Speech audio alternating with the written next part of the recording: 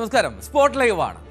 ചേർത്തലയിലെ പള്ളിപ്പുറത്തെ ആ വീട് അത് നിഗൂഢതകളുടെ കേന്ദ്രമാണ് എന്ന് ഈ കേസുകൾ വന്നത് മുതൽ തന്നെ എല്ലാവർക്കും വ്യക്തമായിരുന്നു. പക്ഷേ അതിന്റെ ഞെട്ടിക്കുന്ന അമ്പരപ്പിക്കുന്ന വിവരങ്ങളാണ് ഇപ്പോൾ പുറത്തേക്ക് വരുന്നത്.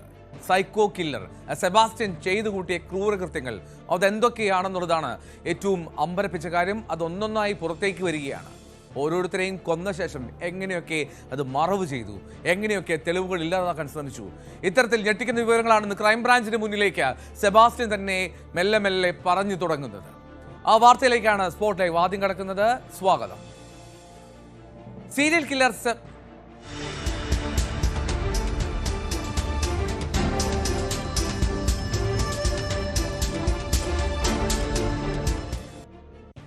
സീരിയൽ കില്ലർ സെബാസ്റ്റ്യന്റെ ഞെട്ടിക്കുന്ന കൊലപാതക രീതികൾ ന്യൂസ് 18 പുറത്തുവിടുന്നു. കൊലപാതകങ്ങൾ എല്ലാം നടന്നത് പള്ളിപ്പുറത്തെ വീടിനുള്ളിലാണ്. തലക്കടിച്ചു കൊന്ന ശേഷം മൃതദേഹങ്ങൾ ചെറു കഷ്ണങ്ങളാക്കി മുറിക്കും. വിവിധയിടങ്ങളിൽ കുഴികളെടുത്ത് അവ മറവ് ചെയ്യും. 2 മാസത്തിന് ശേഷം കുഴികൾ തുറന്ന് അഴകിയ ആ മൃതദേഹങ്ങളുടെ എല്ലുകൾ പുറത്തേക്കെടുക്കും. അവശേഷിക്കുന്ന ശരീരഭാഗങ്ങൾ കൂട്ടിയിട്ട് കത്തിക്കും. എല്ലാം കുഴിച്ചിട്ടത് പള്ളിപ്പുറത്തെ വീട്ടുവളപ്പിലാണ്. 1 ഏക്കറോളം വരുന്നതാണ് ആ പുരയിടം. മൃതദേഹാവശിഷ്ടങ്ങൾ തണ്ണീർമുക്കം ബണ്ടിൽ ഉപേക്ഷിച്ചതായും വിവരമുണ്ട്. 2004 മുതൽ വീട് ഉപയോഗിക്കുന്നത് സെബാസ്റ്റ്യൻ മാത്രമാണെന്ന് സഹോദരൻ അന്വേഷണ സംഘത്തിന് മൊഴി നൽകിയിട്ടുണ്ട്. കൊലപാതകങ്ങൾ നടത്തിയതിൽ പ്രതിക്ക് ഒരു മനസ്താപവുമില്ല എന്ന് ക്രൈംബ്രാഞ്ച് വ്യക്തമാക്കി. സർ, ഇതിന്റെ ഒരു നിർണായക ഘട്ടത്തിലാണ്. അതെ അതെ തീർച്ചയായിട്ടും സർ, നിർണായകമായ ഒരു ഘട്ടത്തിലല്ലേ ഇത് നിൽക്കുന്നത്? തീർച്ചയായും അതെ, നടപടികൾ പ്രൊസീജിയർ നടക്കുകയാണ് നമ്മുടെ. എന്തായാലും പിടിക്കപ്പെടും. തീർച്ചയായിട്ടും പിടിക്കപ്പെടും. ആക്ഷൻ കമ്മിറ്റിയിലെ രൂപേഷ് എന്താണ് പറയുന്നത് കേൾക്കാം. പല ഭാഗങ്ങളിൽ ഇത് ഈ മൃതദേഹ അവശിഷ്ടങ്ങൾ ഉപേക്ഷിച്ചു എന്നുള്ളതാണ് നമുക്ക് അന്വേഷണ സംഘത്തോട് അദ്ദേഹം പറഞ്ഞിരിക്കുന്നത്. കൊല നടത്തിയിരിക്കുന്നതെല്ലാം തന്നെ ഈ വീട് കേന്ദ്രീകരിച്ചായിരിക്കും. ഇവിടെ വെച്ചത് പല ഭാഗങ്ങളായി മുറിച്ച് പല സ്ഥലങ്ങളിൽ ഉപേക്ഷിച്ച് കാണും. അല്ലെങ്കിൽ അത് അതിൻ്റെ അവശിഷ്ടങ്ങൾ ജീർണിപ്പിച്ച ശേഷം അസ്ഥി കഷ്ണങ്ങൾ ഏതെങ്കിലും ലായനിയൊക്കെ ഉപയോഗിച്ച് കത്തിച്ച് ഒരിക്കലും കണ്ടുപിടിക്കാൻ പറ്റാത്ത തരത്തിൽ അത് പല ഭാഗങ്ങളിൽ ഉപേക്ഷിച്ചിട്ടുണ്ടാകും. ക്രൈം നടത്തിയതിൽ പുള്ളി ഒറ്റക്കായിരിക്കും തീർച്ചയായിട്ടും. അതുകൊണ്ടാണ് ഇത്രയും നാളുകളായിട്ടും പുറത്തേക്ക് കാര്യങ്ങളൊന്നും, ഐഷയാണെങ്കിലും ഈ ജൈനമ്മ കേസാണെങ്കിലും അവസാനം വന്നിരിക്കുന്ന നമ്മുടെ കൂത്താട്ടോളം കേസ് ഇപ്പോൾ വന്നിരിക്കുന്നത് ഏലിയമ്മയുടെ, അതും വിശദമായ അന്വേഷണത്തിൻ്റെ ഭാഗമായിട്ട് പോകേണ്ടതായിട്ടുണ്ട്. ഇതിനെല്ലാം ചുറ്റിപ്പറ്റി നിൽക്കുന്ന മറ്റൊരു വളരെ പ്രധാനപ്പെട്ട കാര്യം DNA പരിശോധനാ ഫലം പുറത്തു വന്നിട്ടില്ല എന്നുള്ളതാണ്. രക്തസാമ്പിളുമായി ബന്ധപ്പെട്ട കാര്യങ്ങൾ മാത്രമാണ് ജൈനമ്മയുമായി ബന്ധപ്പെട്ട് സാമ്യമുണ്ട് എന്ന് പറയുന്നത്. പക്ഷേ ഈ അസ്ഥി കഷ്ണങ്ങളിൽ നിന്നും നമ്മുടെ DNA പരിശോധനാ ഫലം പുറത്തു വന്നെങ്കിൽ മാത്രമേ ഇത് ഐഷയാണോ, ബിന്ദുവാണോ, ജൈനമ്മയാണോ, ഏറ്റവും അവസാനം റിപ്പോർട്ട് ചെയ്ത കേസാണെങ്കിലും ഒക്കെ അത് ആരുടേതാണെന്ന് തിരിച്ചറിയണം. ഇനി ഇതൊക്കെ മാറ്റിവെച്ച് മറ്റൊരു സ്ത്രീയാണെങ്കിൽ അന്വേഷണം ആ വഴിക്കും പോകേണ്ടതായിട്ടുണ്ട്. ശരണ്യ സ്നേഹജൻ വാർത്തയുടെ വിവരങ്ങളുമായി ചേർത്തലിൽ നിന്ന് ചേരുകയാണ്. ശരണ്യ, എന്തൊരു കൊടും ക്രൂരനാണ് അയാൾ. തലക്കടിച്ച് കൊല്ലുക, തലക്കടിച്ച് വീട്ടിനുള്ളിൽ തൻ്റെ മുന്നിൽ പിടഞ്ഞു വീഴുന്ന എത്ര സ്ത്രീകൾ. ആ സ്ത്രീകൾ ആ അവസാന ശ്വാസത്തിനായി കേഴുമ്പോഴും അതിലൊരു ആനന്ദം കണ്ടെത്തുന്ന സൈക്കോ കില്ലറാണ്. ഇയാൾ എന്തൊക്കെയാണ് ക്രൈംബ്രാഞ്ചിന് മുന്നിൽ സമ്മതിച്ചിട്ടുള്ളത്?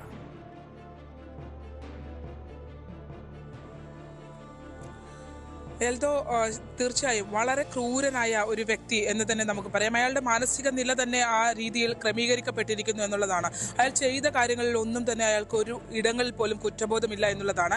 മറ്റൊന്ന്, പോലീസ് ചോദ്യം ചെയ്യുന്ന ഘട്ടത്തിലേക്ക് വരുമ്പോൾ, അന്വേഷണ സംഘത്തിന്റെ മുന്നിലേക്ക് വരുമ്പോൾ ഓരോ സമയവും അതിനെ അഭിമുഖീകരിക്കാനും അതിനെ പിടിച്ചു നിൽക്കാനും വേണ്ടി അയാൾ സ്വയം മാനസികമായി തന്നെ തയ്യാറെടുക്കുന്നു എന്നുള്ളതാണ്. അയാളുടെ ഉപബോധ മനസ്സ് തന്നെ അതിനെ തയ്യാറെടുക്കുന്നതായാണ് ചോദ്യം ചെയ്യലിലെ ഘട്ടങ്ങളെക്കുറിച്ച് നമ്മൾ സംസാരിച്ചപ്പോൾ അന്വേഷണ ഉദ്യോഗസ്ഥർ തന്നെ നമ്മളോട് പറയുന്നത്. ഒരു ഘട്ടത്തിൽ അയാൾ കാര്യങ്ങൾ പറഞ്ഞു തുടങ്ങിയാൽ പിന്നീട് അയാൾ തന്നെ അത് നിർത്തിയതിനു ശേഷം പിന്നീട് ആലോചനയ്ക്ക് ശേഷം പിന്നെ ഒരു മൗനമാണ്. അതിനുശേഷം അയാൾ വളരെ കണ്ണിങ്ങായി ചിന്തിച്ചാണ് ഓരോ കാര്യങ്ങളും പുറത്തേക്ക് പറയുന്നുള്ളതാണ്. അന്വേഷണ സംഘം പല വഴിക്ക് ഇയാൾ ബ്രേക്ക് ചെയ്യാനായി ശ്രമിക്കുന്നുണ്ട്. ഹിപ്നോട്ടിസ് ചെയ്യാൻ ശ്രമിക്കുന്ന ഘട്ടത്തിൽ കണ്ണടയ്ക്കാൻ പറയുമ്പോൾ ഇയാൾ കണ്ണടയ്ക്കുന്നുണ്ടെങ്കിലും കൈകൊണ്ട് തുടയിൽ തട്ടി അയാളുടെ ഉപബോധ മനസ്സിനെ ഉണർത്തിക്കൊണ്ടേയിരിക്കുന്നു എന്നുള്ളതാണ്. ആ രീതിയിൽ വളരെ വളരെ സൈക്കോളജിക്കലായി പോലും അപ്രോച്ച് ചെയ്തിട്ടും അയാളിൽ നിന്നും കാര്യങ്ങൾ തേടുക എന്നത് ഏറ്റവും ശ്രമകരമാണ്. അത് അന്വേഷണ സംഘം ഇപ്പോൾ ചെയ്തുകൊണ്ടിരിക്കുകയാണ്. ഏത് വിധേനയും ഇയാളിൽ നിന്ന് കാര്യങ്ങൾ എടുക്കുക എന്നുള്ളത് അവർ ചെയ്യുന്നുണ്ട്. അതിൻ്റെ ഒരു ഇപ്പോൾ പ്രത്യക്ഷ അത് സക്സസ്ഫുൾ ആയി വരുന്നത് കൊണ്ട് തന്നെയാണ് ഇന്നിപ്പോൾ തെളിവെടുപ്പ് എന്നൊരു ഘട്ടത്തിലേക്ക് പള്ളിപ്പുറത്തെ വീട്ടിലേക്ക് എത്തിയിട്ടുള്ളത്. നമ്മൾ ഈ കാണുന്ന ഈ നീണ്ട വഴികൾക്കൊടുവിലാണ് ആ പള്ളിപ്പുറത്തെ വീടിനകത്തേക്ക്, സെബാസ്റ്റ്യന്റെ വീടിനകത്തേക്ക് കയറാൻ കഴിയുക. നേരത്തെ തന്നെ നമ്മൾ കണ്ടിട്ടുണ്ട്, വളരെ വിശാലമായ പുരയിടം, നിറയെ കാട് പിടിച്ച ഇടങ്ങൾ. ഈ വീട് ആണ് ഈ സ്ത്രീകളുടെ ഏറ്റവും ഒടുവിൽ ആ ചോദ്യങ്ങൾക്ക് ഉത്തരം കണ്ടെത്തിയിരിക്കുന്നു എന്നുള്ളതാണ്. സെബാസ്റ്റ്യനെ ഇപ്പോൾ മറ്റ് തെളിവെടുപ്പ് അടക്കമുള്ള കാര്യങ്ങൾക്കായി അയാളെ പുറത്തേക്ക് കൊണ്ടുവന്നിട്ടുണ്ട്. ആ ദൃശ്യങ്ങൾ ഒന്ന് നമുക്ക് ആ ദൃശ്യങ്ങളിലേക്ക് കൂടി നമുക്കൊന്ന് പോകാം. എന്തായാലും സെബാസ്റ്റ്യൻ ഈ രീതിയിൽ പള്ളിപ്പുറത്തെ ആ കാണുന്ന വീടിൻ്റെ പിൻഭാഗത്തായിട്ട് ആകും ഒരുപക്ഷെ ഇതൊക്കെ ഡിസ്പോസ് ചെയ്തിട്ടുള്ളത് എന്നുള്ള ഒരു നിഗമനത്തിലേക്ക് വരുന്നുണ്ട്. അന്വേഷണ സംഘം അയാളെ ആ വീടിനകത്തേക്ക് പ്രവേശിപ്പിക്കുന്നതിന് വേണ്ടിയുള്ള കാര്യങ്ങൾ ഇപ്പോൾ ചെയ്ത് തുടങ്ങിയിട്ടുണ്ട് എന്നുള്ളതാണ്. എന്തായാലും നമ്മൾ ദൃശ്യങ്ങൾ കാണുന്ന ഈ പള്ളിപ്പുറത്തെ ഈ വീട് കേന്ദ്രീകരിച്ചായിരുന്നു പല കാര്യങ്ങളും നടന്നിട്ടുള്ളത് എന്നുള്ളതാണ്. സെബാസ്റ്റ്യനെ അകത്തേക്ക് വീടിൻ്റെ പിൻഭാഗത്ത് അടുക്കള ഭാഗത്തേക്കൊക്കെ കൊണ്ടുപോവുകയാണ്. അവിടെ മറ്റ് തെളിവെടുപ്പ് അടക്കമുള്ള കാര്യങ്ങളിലേക്ക് എൽദോ നീങ്ങുകയാണ്. റൈറ്റ് ശരണ്യ, എന്തായാലും നമുക്ക് അവിടേക്ക് ദൃശ്യങ്ങൾ എടുക്കാനുള്ള ഒരു അനുമതിയൊക്കെ ഉണ്ടോ? നമുക്ക് അങ്ങോട്ട് പോകാൻ സാധിക്കുന്നതാണോ?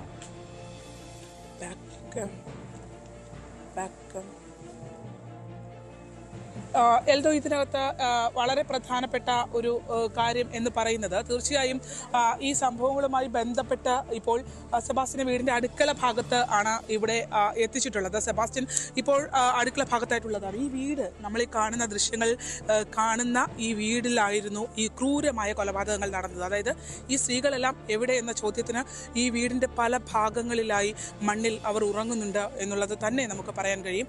അന്വേഷണ ഉദ്യോഗസ്ഥരിൽ നിന്നും നമുക്ക് ലഭ്യമായ വിവരത്തിന്റെ അടിസ്ഥാനത്തിൽ ന്യൂസ് 18 പുറത്തുവിടുകയാണ്. ഏറ്റവും ക്രൂരമായ രീതിയിലുള്ള കൊലപാതകമായിരുന്നു ഇവിടെ നടന്നത് എന്നുള്ളതാണ്.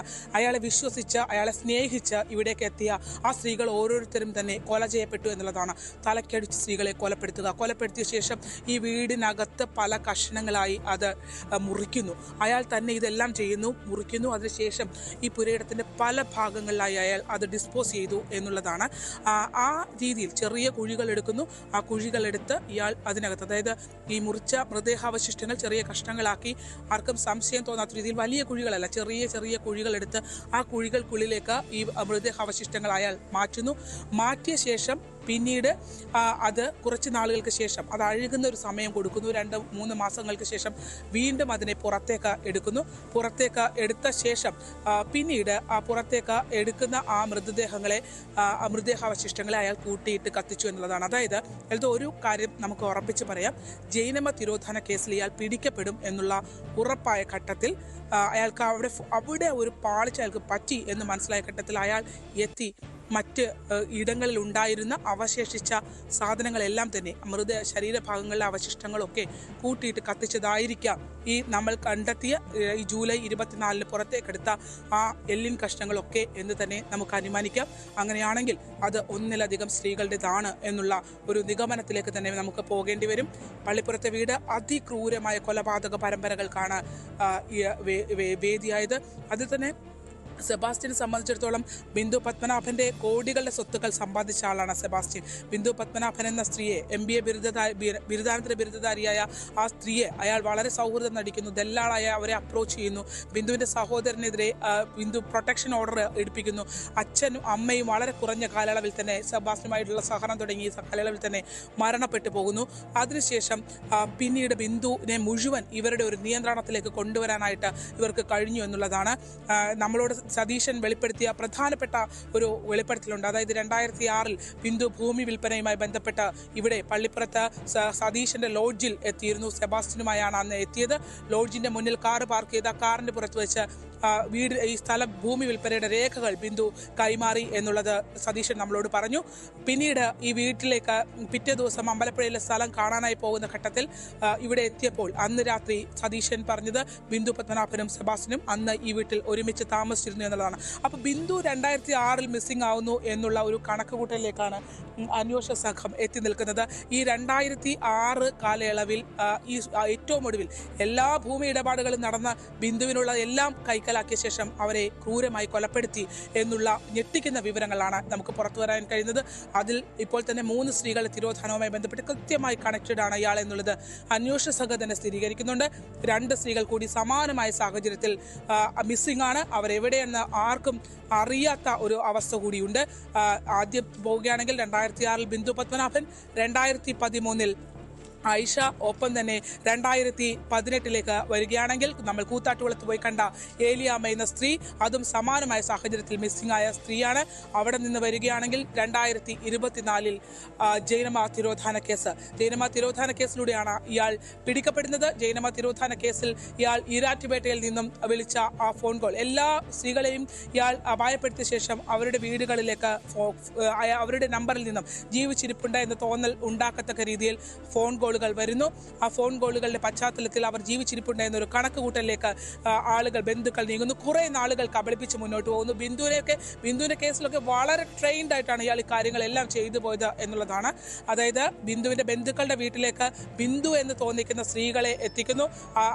ബിന്ദുവിന്റെ ബന്ധുക്കൾ ഇറങ്ങി വരുമ്പോൾ ഇത് ബിന്ദു വാഹനത്തിൽ കയറി പോകുന്നത് ബിന്ദുവാണ്. അങ്ങനെ പലരെയും തെറ്റിദ്ധരിപ്പിച്ചു ബിന്ദു ജീവനോടെ ഉണ്ട് എന്നുള്ളൊരു കണക്കുകൂട്ടലിലേക്ക് ഇയാൾ നീങ്ങി നിന്നു. അന്വേഷണ സംഘം ഉൾപ്പെടെ അയാൾ തെറ്റിദ്ധരിപ്പിച്ചു എന്നുള്ളതാണ്. 2017 ബിന്ദു പത്മനാഭന്റെ സഹോദരൻ ഉൾപ്പെടെ പരാതി നൽകുന്നത് 2017 ആ കാലയളവ് വരെ അയാൾ വളരെ വിദഗ്ധമായി എല്ലാവരെയും കബളിപ്പിച്ച് മുന്നോട്ട് പോയി. അതിനിടയിൽ പല സ്ത്രീകളും ബലിയാടായിട്ടുണ്ടാകും. ഒരുപക്ഷെ പുറത്തു വന്നത് ആയിഷയും ജൈനമ്മയും അടക്കമുള്ള പേരുകളാണെങ്കിൽ അതിനപ്പുറത്തേക്ക് പല സ്ത്രീകളും ഇരകളായിട്ടുണ്ടാകും എന്നുള്ളത് നമുക്ക് അനുമാനിക്കാം. അവർക്കൊക്കെ ഒരുപക്ഷെ ഈ സ്ത്രീകളെ ഒന്നും തന്നെ കണ്ടെത്താൻ കഴിയാത്ത സാഹചര്യം എന്നെങ്കിൽ ഈ സ്ത്രീകൾ ആരും തന്നെ എല്ലാവരും ഒറ്റപ്പെട്ട് ജീവിക്കുന്ന, ഭർത്താവിനാൽ ഉപേക്ഷിക്കപ്പെട്ട, ഒരുപക്ഷെ ചോദിച്ചു വരാൻ മക്കൾ പോലും ഇല്ലാത്ത ആളുകളൊക്കെയാണ് എല്ലാവരും. അതുകൊണ്ട് തന്നെ പല ഈ ആലപ്പുഴയിലെ ഒരു തീർത്ഥാടന കേന്ദ്രമൊക്കെ കേന്ദ്രീകരിച്ചുകൊണ്ട്, പ്രാർത്ഥനാലയമൊക്കെ കേന്ദ്രീകരിച്ചുകൊണ്ട് അവിടുത്തെ സ്ത്രീകൾ ജൈനമ്മ തിരോധാനത്തിന് ശേഷം അവിടെ ഉണ്ടായിരുന്ന ഒരു സ്ത്രീയെ കൂടി അയാൾ അപ്രോച്ച് ചെയ്തിട്ടുണ്ട് എന്നുള്ളത്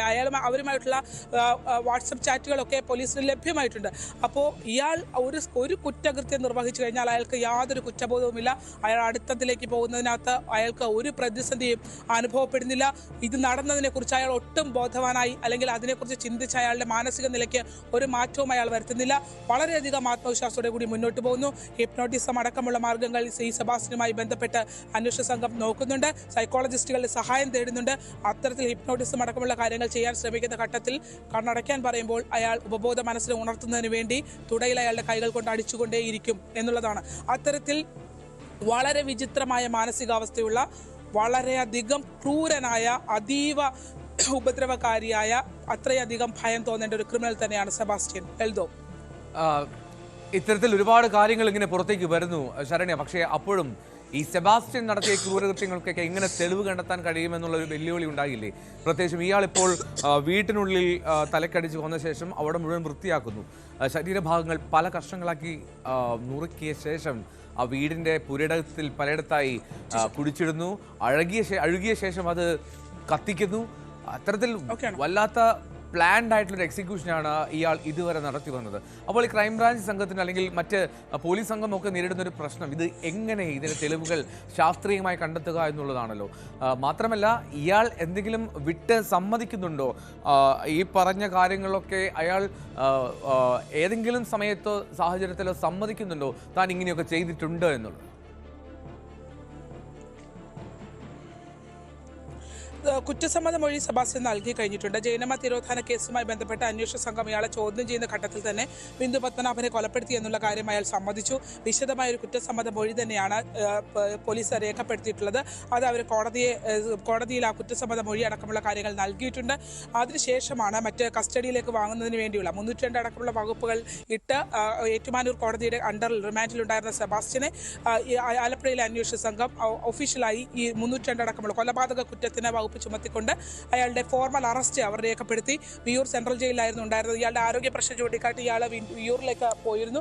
അതിനുശേഷം പിന്നീട് ആണ് ഇയാളുടെ അറസ്റ്റ് രേഖപ്പെടുത്തിയതിനു ശേഷമാണ് പിന്നീട് ഈ രീതിയിൽ ഇപ്പോൾ പുതിയൊരു കാര്യത്തിലേക്ക് കടന്നിരിക്കുന്നത്. പക്ഷേ കൃത്യമായി അവർക്കൊരു കോൺഫിഡൻസ് ഉണ്ട്. അവരെ രേഖകൾ അവർ ദീർഘകാലമായി നമുക്കറിയാം 2017 അന്വേഷണ സംഘം ഈ കേസ് ഒതുക്കിയത് കൊണ്ടാണ് ഈ കേസ് ഇത്രയധികം സ്ത്രീകളുടെ തിരോധാനത്തിലേക്കൊക്കെ പോയത്. പക്ഷേ ഇപ്പോൾ ഒരു മികച്ചൊരു ടീം ഇതിനെ അന്വേഷിക്കുന്നുണ്ട് എന്നുള്ളതാണ്.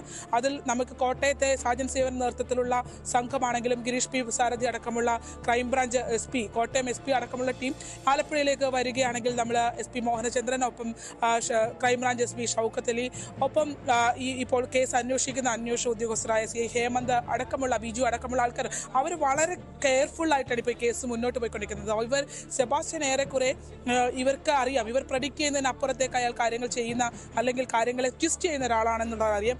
അവർ ആ രീതിയിൽ മനസ്സിലാക്കിക്കൊണ്ട് തന്നെയാണ് നോക്കുന്നത്. എന്തായാലും മൃതദേഹാവശേഷങ്ങൾ ഇവിടെ തണ്ണീർമുക്കം ബണ്ട് അടക്കമുള്ള ഇടങ്ങളിലേക്കൊക്കെ ഡിസ്പോസ് ചെയ്തിട്ടുണ്ടെന്ന് പറയുന്നത്. തണ്ണീർമുക്കം ബണ്ടിലും ഇന്ന് തെളിവെടുപ്പുണ്ട്. എന്തായാലും ഈ വീടിന്റെ പല ഭാഗങ്ങളായി ഡിസ്പോസ് ചെയ്ത സാധനമാണ് ഈ ജൈനമ തിരോധാന കേസോടുകൂടി എടുത്ത് കൂട്ടിയിട്ട് കത്തിച്ചത് എന്നുള്ള നിഗമനമാണ്. പള്ളിപ്പുറത്തെ വീട് തന്നെയായിരുന്നു ആ കൊലയുടെ പ്രധാന കേന്ദ്രം. അതിൽ തന്നെ സെബാസ്റ്റ്യനും സ്ത്രീകളുമൊക്കെയായി ബന്ധമുണ്ട് എന്നുള്ളതൊക്കെ എല്ലാവർക്കും അറിയാമെങ്കിലും കൊലപാതക സമയത്ത് അയാൾ ഒറ്റയ്ക്കാണ്. കൊലപ്പെടുത്തുന്നത് എന്നാണെന്നോ മരിച്ചത് എന്നാണെന്നോ എങ്ങനെ കൊന്നു എന്നൊന്നും ഒരിക്കലും ആരോടും അയാൾ ഷെയർ ചെയ്തിട്ടില്ല. അതുകൊണ്ട് തന്നെയാണ് അയാൾക്ക് ഇത്രയും കാലം ആ കേസ് രണ്ടാമതൊരു ചെവി അറിയാതെയാണ് ഈ കാര്യങ്ങളൊക്കെ. ഈ സ്ത്രീകളൊക്കെ മരിച്ചു എന്ന് ഇയാളുമായി അടുത്തിടപഴകി നിൽക്കുന്ന എല്ലാവർക്കും അറിയാം. പക്ഷേ അത് എങ്ങനെയാണ് എന്നുള്ളത് സംബന്ധിച്ച് അയാൾ ആരോടും പറഞ്ഞിട്ടില്ല. ആ പറയാത്തത് കൊണ്ടാണ് അയാൾക്ക് ഇത്രയും നാളും രക്ഷപ്പെട്ടു പോകാൻ കഴിഞ്ഞത്. എൽദോ റൈറ്റ്. ശരണ്യ സ്നേഹജനാണ് വിവരങ്ങൾ നൽകിയത്. ഞെട്ടിക്കുന്ന വിവരങ്ങളാണ് ഓരോ നിമിഷവും പള്ളിപ്പുറത്തെ വീടിന് ചുറ്റുപാട് നിന്നും പുറത്തേക്ക് വരുന്നത്. ഇനിയും കൂടുതൽ നിഗൂഢതകൾ അവിടെ തങ്ങി നിൽക്കുന്നുണ്ട് എന്നുള്ള കാര്യത്തിൽ സംശയമില്ല. കൂടുതൽ വിവരങ്ങൾ, തെളിവുകൾ ശേഖരിക്കാൻ കഴിയട്ടെ അന്വേഷണ സംഘത്തിന് എന്ന് മാത്രം ആശംസിക്കാം. ശരണ്യ സ്നേഹജൻ ചേർന്നത് ചേർത്തലയിലെ പള്ളിപ്പുറത്തെ സെബാസ്റ്റ്യന്റെ ആ പുരയിടത്തിൽ നിന്നാണ്.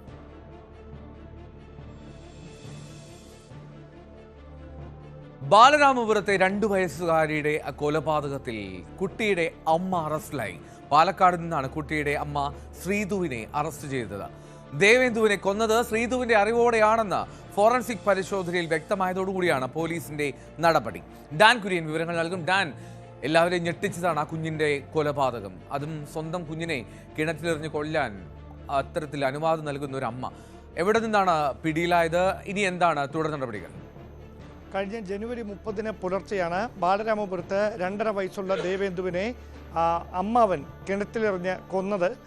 അന്ന് അന്വേഷണ സംഘം ഈ അമ്മാവൻ ഹരികുമാറിനെ കസ്റ്റഡിയിലെടുത്ത് വിശദമായി ചോദ്യം ചെയ്തപ്പോൾ ആദ്യഘട്ടത്തിൽ താൻ തന്നെയാണ് കൊലപാതകം നടത്തിയത്, മറ്റാർക്കും ഇതിൽ പങ്കില്ല എന്നായിരുന്നു ഹരികുമാർ നൽകിയ മൊഴി. പക്ഷേ മാനസിക വെല്ലുവിളി നേരിടുന്ന ഇയാൾ പിന്നീട് ഈ മൊഴി മാറ്റി പറയുകയും സഹോദരിയാണ് കുഞ്ഞിനെ എറിഞ്ഞു കൊന്നത് എന്ന് അന്വേഷണ സംഘത്തോട് മൊഴി മാറ്റി സംസാരിക്കുകയും ചെയ്തു. ഇതോടെ അന്വേഷണ സംഘം പ്രതിസന്ധിയിലായി.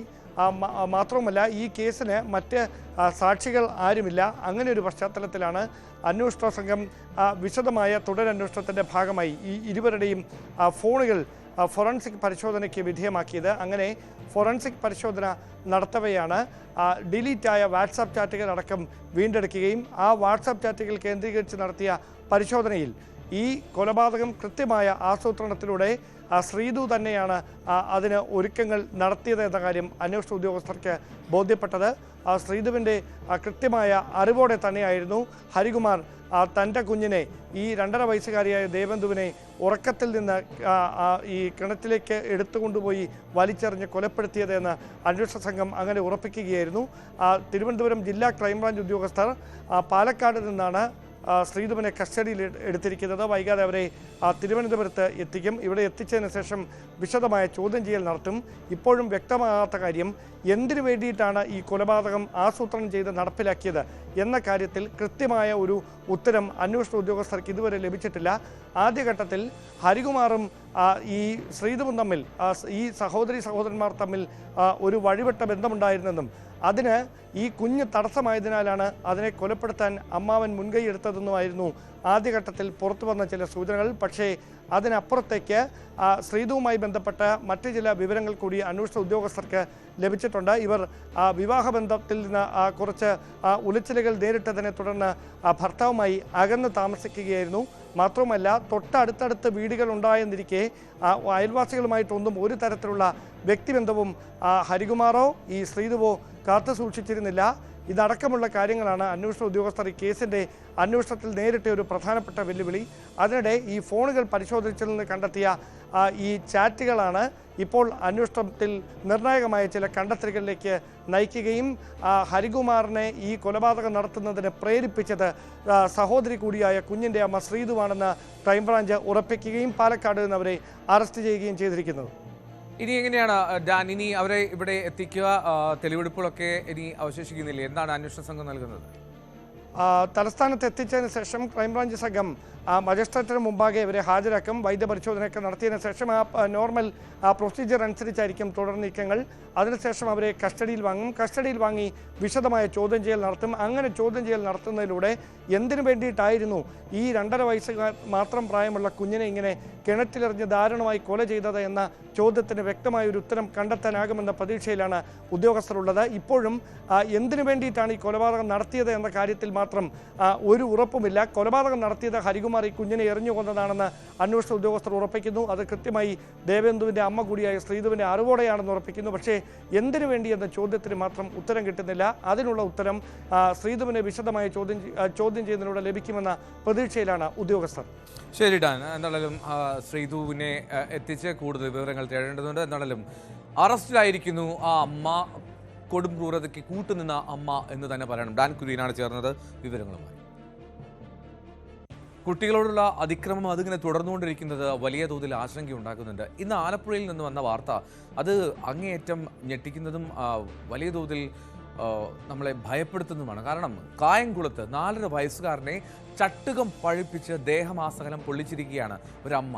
അമ്മയുടെ കൊടും ക്രൂരതയുടെ ദൃശ്യങ്ങളും ഒക്കെ കണ്ടപ്പോൾ കേരളത്തിൻ്റെ മനസാക്ഷി തന്നെ ഞെട്ടിപ്പോയി. കായംകുളം കണ്ടല്ലൂർ പുതിയ വിളയിൽ ആണ് ഈ സംഭവം.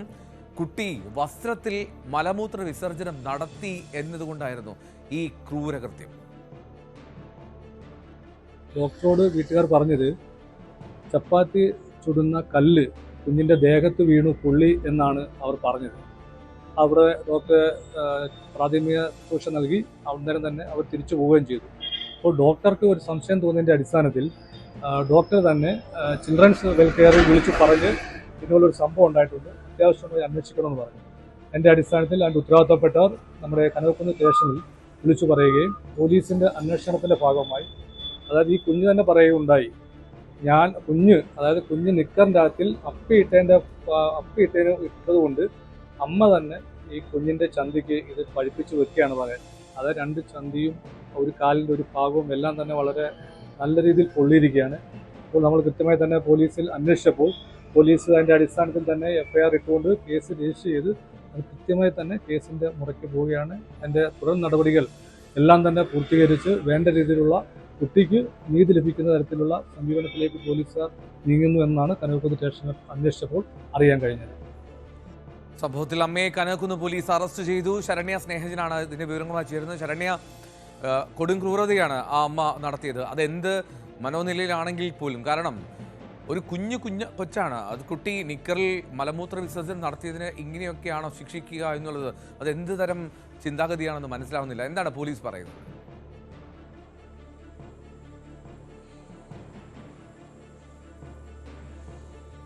എൽദോ, തീർച്ചയായിട്ടും വളരെ ദുഃഖകരമായ ഒരു സംഭവമായിരുന്നു. അതായത് കഴിഞ്ഞ 19-ാം തീയതിയാണ് കായംകുളം കണ്ടല്ലൂരിൽ ഇത്തരത്തിൽ 4.5 വയസ്സുകാരന് അമ്മയിൽ നിന്ന് ക്രൂരമായ പീഡനം ഏൽക്കേണ്ടി വന്നിട്ടുള്ളത്.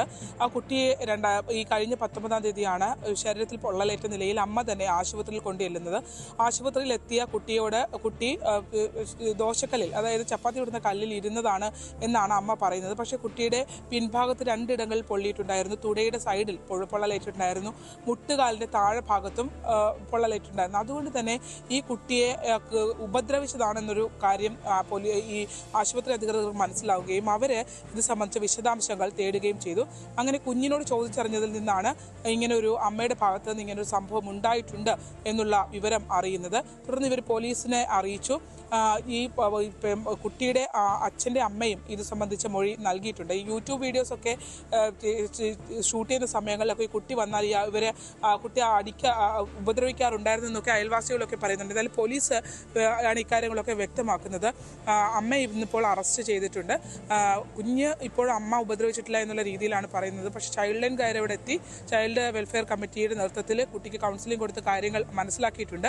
അത് മനസ്സിലാക്കിയതിൽ നിന്നും ഈ കുഞ്ഞ് ഉപദ്രവം നേരിട്ടത് അമ്മയിൽ നിന്നാണ് എന്നുള്ളത് ബോധ്യത്തിൻ്റെ അടിസ്ഥാനത്തിൽ ഇന്ന് കുട്ടിയെ ആശുപത്രിയിലേക്ക് ഡ്രസ്സ് ചെയ്യാനായിട്ട്, കുഞ്ഞിൻ്റെ മുറിവ് ഡ്രസ്സ് ചെയ്യാനായിട്ട് കൊണ്ടുപോകുന്ന ഘട്ടത്തിൽ അമ്മയെ വീട്ടിൽ നിന്നും പോലീസ് കനകുന്ന് പോലീസ് അറസ്റ്റ് ചെയ്യുകയായിരുന്നു. അച്ഛനോട് വരാനായി അറിയിച്ചിട്ടുണ്ട്. അമ്മൂമ്മയുടെ സംരക്ഷണയിലാണ് ഇപ്പോൾ കുഞ്ഞ് ഉള്ളത്. അച്ഛൻ ആർമി മിലിറ്ററി ജീവനക്കാരനാണ്. അപ്പോൾ അവിടെ നിന്ന് ഇടയ്ക്ക് വന്ന് പെരവാസ്തോലി അടക്കം വീടിൻ്റെ ഗൃഹപ്രവേശനം അടക്കം കഴിഞ്ഞിട്ടാണ് അയാൾ പോയതേ ഉള്ളായിരുന്നു. അപ്പോഴാണ് ഇങ്ങനെ ഒരു അതിക്രൂരമായ സംഭവം ഉണ്ടായിട്ടുള്ളത്. എന്തായാലും ജുവനൈൽ ജസ്റ്റിസ് ആക്ട് പ്രകാരമാണ് അമ്മയ്ക്കെതിരെ കേസെടുക്കുകയും ഇപ്പോൾ അറസ്റ്റ് അടക്കമുള്ള നടപടിക്രമങ്ങളിലേക്ക് പോവുകയും ചെയ്തിട്ടുള്ളത്. എൽദോ റൈറ്റ്, ഞെട്ടിക്കുന്ന മറ്റൊരു സംഭവം കൂടിയാണ് അത്. മാത്രമല്ല ഇനിയും മറ്റ് റിപ്പോർട്ടുകൾ കൂടി വരുന്നുണ്ട് എന്നുള്ളതാണ് അതിലേറെ ദുഃഖകരം. ഇനി ശരണ്യ, ഈ അമ്മ അതെന്തെങ്കിലും തൊഴിൽ ചെയ്യുന്ന ആളാണോ, അല്ലെങ്കിൽ നേരത്തെയും ഇത്തരത്തിൽ ഉള്ള പ്രകോപനങ്ങളും കുഞ്ഞിനോട് ക്രൂരതകളും ഒക്കെ ചെയ്തിട്ടുണ്ട് എന്നുള്ള സൂചനയൊക്കെ എന്തെങ്കിലും ലഭിക്കുന്നുണ്ടോ? എന്താണ് അത്തരത്തിൽ ഈ കുഞ്ഞ് അത്തരത്തിൽ പ്രതികരിക്കാനുള്ളൊരു പ്രായമൊക്കെ ആയ കുട്ടിയല്ലേ? ആൺകുട്ടിയാണ്. 4.5 വയസ്സ് മാത്രമാണ് പ്രായമുള്ളത്. കുഞ്ഞിന് ഇപ്പോഴും അമ്മയോട് ഭയങ്കര വലിയ സ്നേഹമാണുള്ളത്. കാരണം എത്ര ഉപദ്രവിച്ചാലും ആ തിരിച്ചറിവിൻ്റെ പ്രായമൊന്നും ആയിട്ടില്ല, ചെറിയ കുഞ്ഞാണ്. അവൻ ഇപ്പോഴും അമ്മയോട് വളരെയധികം സ്നേഹം കാണിക്കുകയും ചെയ്യുന്നുണ്ട്. പക്ഷേ നേരത്തെ ഇത്തരത്തിലിങ്ങനെ വീഡിയോസൊക്കെ ഷൂട്ട് ചെയ്യുന്ന സമയത്ത് ചില പ്രശ്നങ്ങൾ കുട്ടിയെ അടിക്കാറുണ്ടെന്നൊക്കെ പറയുമ്പോൾ ഇങ്ങനെ ക്രൂരമായ രീതിയിലുള്ള ഒരു മർദ്ദനമോ അല്ലെങ്കിൽ ഇത്രയും ഈ ചട്ടകം വെച്ചിട്ട് പൊള്ളലേൽപ്പിക്കുന്ന രീതിയിലുള്ള കാര്യങ്ങളൊന്നും ഇതുവരെ നേരത്തെ റിപ്പോർട്ട് ചെയ്തിട്ടില്ലെന്നാണ് ഇപ്പോൾ നമുക്ക് ഇന്ന് അറസ്റ്റ് രേഖപ്പെടുത്തിയിട്ടേ ഉള്ളൂ, പ്രാഥമികമായി നമുക്ക് അറിയാൻ കഴിഞ്ഞിട്ടുള്ളത്. പക്ഷേ അതേസമയം ഇപ്പോൾ ഉണ്ടായ സംഭവത്തിനെ യാതൊരു വിധത്തിലും ന്യായീകരിക്കാൻ കഴിയില്ല. ആ രീതിയിലാണ് എൽദോ ആ കുട്ടിയുടെ ശരീരത്തിൽ മുറിവുകളുള്ളത്. റൈറ്റ്, എന്താണ് ജമാ, കുഞ്ഞിന് അതിക്രൂരമായിട്ടുള്ള പീഡനമാണ് ഏറ്റിലേണ്ടി വന്നത്. ചട്ടകം പഴിപ്പിച്ച് ദേഹമാസകലം പൊള്ളിക്കുന്നു. അത് ഒരിടത്തല്ല, 2-3 ഇടങ്ങളിലായിട്ട് ആ പൊള്ളൽ നമുക്ക് കാണാമായിരുന്നു. ദൃശ്യങ്ങളിൽ ഒരുപക്ഷെ പ്രേക്ഷകരിലേക്ക് പൂർണ്ണമായും ആ ദൃശ്യങ്ങളിൽ എത്തിക്കാൻ കഴിയില്ല എന്നുള്ളതാണ് ഖേദകരം. അത്രയും കാണാൻ ആഗ്രഹിക്കുന്ന ഒരു ദൃശ്യം കൂടിയല്ല. ആ കുഞ്ഞിൻ്റെ കാലിൻ്റെ പിൻവശം പൂർണ്ണമായും പൊള്ളിയ നിലയിലാണ്. തുടയ്ക്ക് മുകളിലേക്ക് 2 കാലിൻ്റെയും പിൻവശങ്ങൾ പൂർണ്ണമായും പൊള്ളിയ നിലയിലാണ്. പൊള്ളി കുമളച്ച് പൊട്ടിയ നിലയിലാണ് എന്നുള്ളതാണ് ഏറ്റവും ദുഃഖകരം. അത്രയും വേദന ആ കുഞ്ഞ് സഹിച്ചിട്ടുണ്ടാകും എന്നുള്ളത് അത് ഊഹിക്കുക പോലും പ്രയാസകരമാണ്. ശരണ്യ സ്നേഹിതനാണ് വിവരങ്ങൾ നൽകിയത്. ആലപ്പുഴയിൽ നിന്ന് കുട്ടികൾക്കെതിരായിട്ട് അതിക്രമങ്ങൾ ഇനിയും ഉണ്ടാകരുതേ എന്ന് ആഗ്രഹിക്കുക മാത്രം ചെയ്യാം. ഇത് കാണുന്നവരെങ്കിലും ഇനിയും അത്തരത്തിൽ ഒരു ചിന്തയിലേക്ക് പോലും പോകരുത് എന്ന് മാത്രം പറയുന്നു. ഇനി മറ്റൊരു സംഭവം, അത് തിരുവനന്തപുരം ചാക്കയിൽ നേരത്തെ കഴിഞ്ഞ വർഷം ഉണ്ടായതാണ്. 2 വയസ്സുകാരിയെ തട്ടിക്കൊണ്ടുപോയി പീഡിപ്പിച്ച കേസിൽ പ്രതി ഹസൻകുട്ടി കുറ്റക്കാരനാണെന്ന് കോടതി. തിരുവനന്തപുരം പോക്സോ കോടതിയാണ് വിധി പ്രസ്താവിച്ചത്. ഒക്ടോബർ 3 വെള്ളിയാഴ്ചയാണ് ശിക്ഷാവിധി. ഇതര സംസ്ഥാന തൊഴിലാളിയായിട്ടുള്ള മാതാപിതാക്കൾക്കൊപ്പം റോഡരികിൽ കിടന്നുറങ്ങുമ്പോഴാണ് ഈ കുട്ടിയെ തട്ടിക്കൊണ്ടുപോകുന്നത് ഇയാൾ. കൊല്ലം സ്വദേശിയായ കബീർ എന്ന് വിളിക്കുന്ന ഹസൻകുട്ടിയാണ് പ്രതി. വി അരുൺ ചേരുന്നു. അരുൺ, നമ്മൾ തുടർച്ചയായി കുട്ടികൾക്കെതിരെയുള്ള അതിക്രമങ്ങളുടെ വാർത്തകൾ പറയുകയായിരുന്നു. പക്ഷേ ഇത് നമ്മളെ ഏവരെയും ഞെട്ടിച്ച ഒരു വാർത്തയായിരുന്നു നേരത്തെ തന്നെ. ഈ ഉറങ്ങിക്കിടന്ന കുട്ടിയെ തട്ടിക്കൊണ്ടുപോയി ഒരു വൈകൃതം കാട്ടുന്ന ഹസൻകുട്ടി. ഈ കോടതി എന്താണ് പരാമർശിച്ചത്? എന്തോ നാടോടികളുടെ കൂട്ടത്തിലുണ്ടായിരുന്ന ഒരു കുട്ടിയാണ്. ഹൈദരാബാദ് സ്വദേശികളായ നാടോടി ദമ്പതികളുടെ കുട്ടി. അവർ ടെൻറ്റിൽ ചാക്കയിൽ ബ്രഹ്മോസിന് സമീപം ഒരു ടെൻറ്റിലാണ് ആ കുടുംബം കഴിഞ്ഞിരുന്നത്. അവിടെ നിന്നാണ് മാതാപിതാക്കളുടെ അടുത്ത് കിടന്ന കുട്ടിയാണ് തട്ടിക്കൊണ്ടുപോയത്. രാത്രി കുട്ടിയെ കാണാനില്ലെന്ന് പറഞ്ഞ് ഇവർ ബഹളം വെച്ചു. അങ്ങനെയാണ് പോലീസും നാട്ടുകാരുമൊക്കെ പരിശോധന നടന്നത്. ആദ്യം സംശയം സ്വാഭാവികമായിട്ട് പോയത് ഈ കുടുംബത്തിലേക്ക് തന്നെയായിരുന്നു. നാടോടികളിലൂടെ ആയതുകൊണ്ട് എന്തെങ്കിലും കുട്ടിയെ കടത്തിയതാണോ സംശയമൊക്കെ ആദ്യം നാട്ടുകാർ ഉൾപ്പെടെ ഉന്നയിച്ചു. പക്ഷേ പിന്നീടാണ് ഈ കുട്ടിയെ ഒരു കുറ്റിക്കാട്ടിൽ നിന്ന് കണ്ടെടുത്തത്. പിന്നീടാണ് മനസ്സിലാവുന്നത് ആ കുട്ടിയെ ക്രൂരമായി പീഡിപ്പിച്ചിരുന്നു ഇയാൾ. പ്രതിയിലേക്ക് എത്തിയത് ഈ ബ്രഹ്മോസിൻ്റെ ക്യാമ്പസിലുള്ള ഒരു CCTV ആണ്. ആ CCTV ദൃശ്യങ്ങൾ പരിശോധിച്ചാണ് പ്രതിയിലേക്ക് പോലീസ് എത്തിയത്. കുട്ടി ഉറക്കെ കരഞ്ഞു. നമുക്കറിയാം 2 വയസ്സ് മാത്രമുള്ള കുട്ടിയാണ്. ആ കുട്ടി നിലവിളിച്ചു. സ്വാഭാവികമായും ആ കുട്ടിയുടെ ശബ്ദം പുറത്ത് വരുമെന്നായപ്പോൾ ഇയാൾ ആ കുട്ടിയെ ഉപേക്ഷിച്ച് കടന്നു കളഞ്ഞു. മൂക്കും വായുമൊക്കെ കുറേ സമയം പൊത്തിപ്പിടിക്കുകയും ചെയ്തു. ആ കുട്ടി മരിച്ചു എന്ന് കരുതിയാണ് ഇയാൾ കുട്ടിയെ ഉപേക്ഷിച്ച് അവിടെ നിന്ന് പോയത്. ഇയാളുടെ ഒരു പശ്ചാത്തലവും അത്യന്തം ക്രൂരത നിറഞ്ഞൊരു പശ്ചാത്തലമാണ്. ഇയാൾ സമാനമായ നേരത്തെയും പോക്സോ കേസുകളിലും പല കേസുകളിൽ പ്രതിയായ ആളാണ്.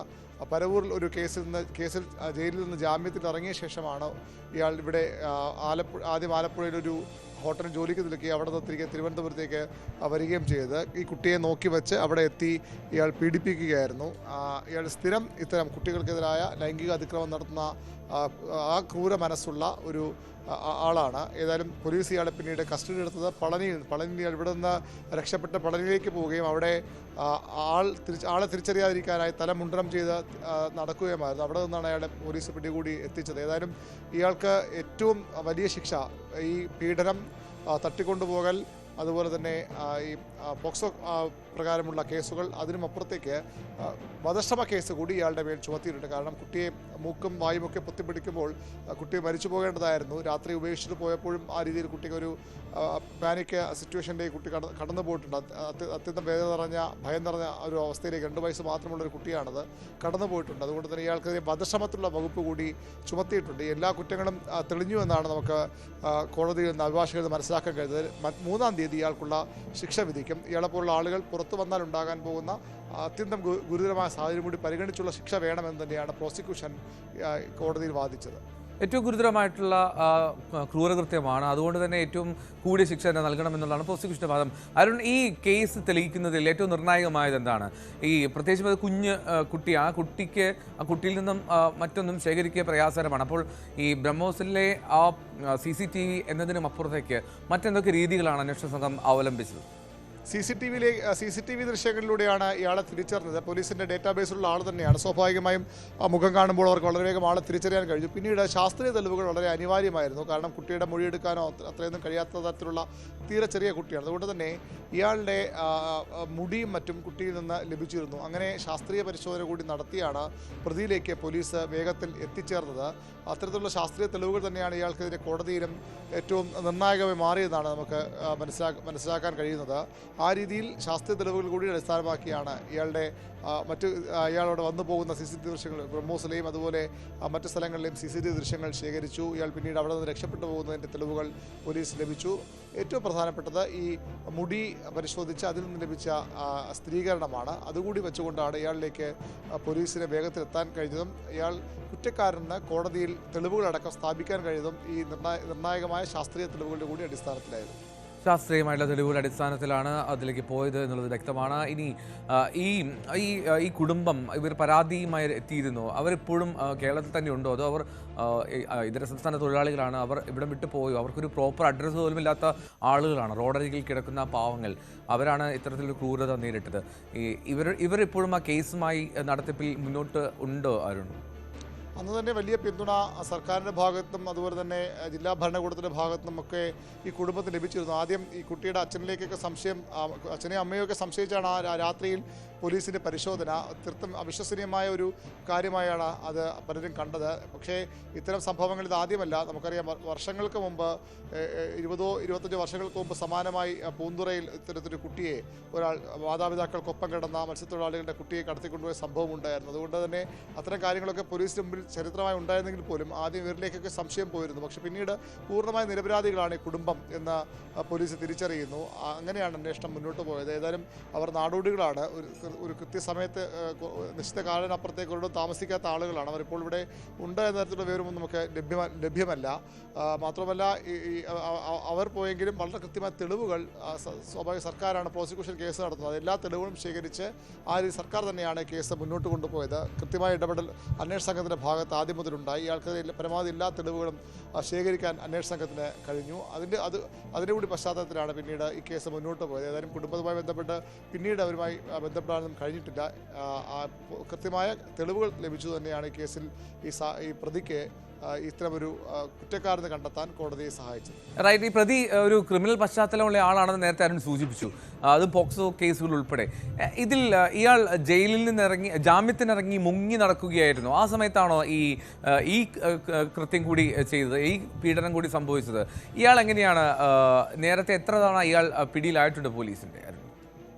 ജാമ്യത്തിലിറങ്ങി മുങ്ങി നടന്ന ആളല്ല, ജാമ്യത്തിൽ തന്നെയായിരുന്നു. അയാൾക്ക് വേറൊരു കേസിൽ ജാമ്യം ലഭിച്ച് പുറത്തു നിൽക്കുമ്പോഴായിരുന്നു ഇയാൾ അവിടെ നിന്ന് ആലപ്പുഴയിൽ ഒരു ഹോട്ടലിൽ കുറച്ച് നാൾ ജോലിക്ക് നിന്നു. അവിടെ നിന്നാണ് വീണ്ടും ഇവിടേക്ക് ചാക്കയിലേക്ക് തിരുവനന്തപുരത്തേക്ക് വരുന്നത്. Railway station, Kochuveli railway station അടുത്താണ് ഈ സ്ഥലം. അങ്ങനെ റെയിൽവേ ട്രാക്കിൽ വരുമ്പോഴാകാം ഈ കുട്ടിയെ കണ്ടതും അവിടെ ഈ ആളുകൾ ഇങ്ങനത്തെ കൊച്ചുകുട്ടിയുണ്ട് എന്നൊക്കെ തിരിച്ചറിഞ്ഞതും. അങ്ങനെ അവിടേക്ക് വരികയായിരുന്നു. ഇയാൾ നേരത്തെയും സമാനമായ കേസുകൾ പ്രതി എന്നാണ് പോലീസ്, പല കേസുകൾ പ്രതി എന്നാണ് പോലീസ് രേഖകളിൽ വ്യക്തമാകുന്നത്.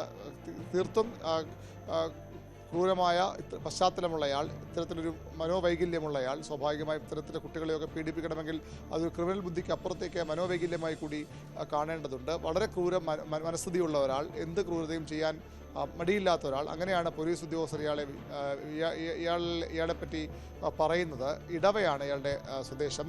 വർക്കലയ്ക്കടുത്തുള്ള ഇടവ എന്ന സ്ഥലമാണ്. അവിടെ സമാനമായ കുറ്റകൃത്യങ്ങൾ നേരത്തെയും ഇയാൾ പല കേസുകളിൽ ശിക്ഷിക്കപ്പെടുകയും പലയിടത്തും രക്ഷപ്പെട്ടു പോവുകയും ചെയ്ത ആളാണ്. അങ്ങനെയാണ് ഇയാളുടെ ഒരു പശ്ചാത്തലമുള്ളത്. തീർത്തും സമൂഹത്തിന് അപകടകരമായ തരത്തിൽ പ്രവർത്തിക്കുന്ന ഒരാളായി തന്നെയാണ് ഇയാളെ കാണുന്നത്. ആ കാര്യങ്ങളൊക്കെ വ്യക്തമായിക്കൊണ്ടാണ് പ്രോസിക്യൂഷൻ കോടതിയിൽ ഈ കേസ് വാദിച്ചത്. അയാൾക്ക് ആ തരത്തിലുള്ള ശിക്ഷ, പരമാവധി ശിക്ഷ, ഈ പോക്സോ കേസും തട്ടിക്കൊണ്ടുപോകലും അതുപോലെ തന്നെ വധശ്രമത്തിനുമൊക്കെ തെളിവുകളുണ്ട്. അതുകൊണ്ട് തന്നെ എല്ലാ കുറ്റങ്ങൾക്കും കൃത്യമായ ശിക്ഷ വേണമെന്നൊരു വാദമാണ് പ്രോസിക്യൂഷൻ മുന്നോട്ട് വച്ചത്. 3-ാം തീയതി അറിയാം എന്താണ് ഇയാൾക്ക് പോക്സോ കോടതി നൽകാൻ പോകുന്ന ശിക്ഷ എന്നത്. 3-ാം തീയതി വെള്ളിയാഴ്ചയാണ് ആ ശിക്ഷാവിധി. എന്താണെങ്കിലും ഏറ്റവും കൂടിയ ശിക്ഷ തന്നെ. കാരണം ഇയാളെ പോലുള്ള ആളുകൾ വീണ്ടും പൊതുസമൂഹത്തിലേക്ക് ഇറങ്ങിയാൽ അത് സമൂഹത്തിന് തന്നെ ആപത്താണ് എന്നുള്ള പ്രോസിക്യൂഷൻ വാദം തന്നെ കോടതി കേൾക്കട്ടെ, അത് അംഗീകരിക്കട്ടെ. സ്പോട്ടിലെ മടങ്ങിയെത്താം ഇടവേളയ്ക്ക് ശേഷം. അവരുടെ പ്രശ്നങ്ങളെ, അത് കുട്ടികൾ മുതൽ യുവാക്കൾ വരെ, അവരുടെ പ്രശ്നങ്ങളെ കേൾക്കുന്നതിന്, മനസ്സിലാക്കുന്നതിന്, ഒരു പരിഹാരം പറയുന്നതിന് മുതിർന്നവരായ നമുക്ക് എത്രമാത്രം കഴിയുന്നുണ്ട്? അവരിൽ ഉണ്ടാകുന്ന ചെറിയ മാറ്റങ്ങൾ നമ്മൾ തിരിച്ചറിയാറുണ്ടോ? അവരുടെ ചുറ്റുമുള്ളത് ഒരു മായാലോകമാണ്. സോഷ്യൽ മീഡിയയുടെ, വീഡിയോ ഗെയിമുകളുടെ, സിനിമയുടെ, വാർത്തയുടെ വലിയ വിവരശേഖരത്തിന്റെ ലോകം. ആ ലോകത്തിനകത്ത് കുരുങ്ങിപ്പോകുന്ന കുട്ടികളെ തിരിച്ച് യഥാർത്ഥ ജീവിതത്തിലേക്ക്, മണ്ണിന്റെ മണമുള്ള ജീവിതത്തിലേക്ക് തിരിച്ചു കൊണ്ടുവരാൻ നമുക്കും കഴിയേണ്ടതല്ലേ? അവരെ കേൾക്കാൻ, അവരിൽ ഉണ്ടാകുന്ന മാറ്റങ്ങൾ തിരിച്ചറിയാൻ, അവരുടെ പ്രശ്നങ്ങൾക്ക് പരിഹാരം കാണാൻ നമുക്ക് മാത്രമേ കഴിയൂ. ചേർത്ത് പിടിക്കാം നമ്മുടെ കുട്ടികളെ. ലഹരിയുടെ വലയിൽ കുരുങ്ങാതെ അവരെ കാത്തുരക്ഷിക്കാം.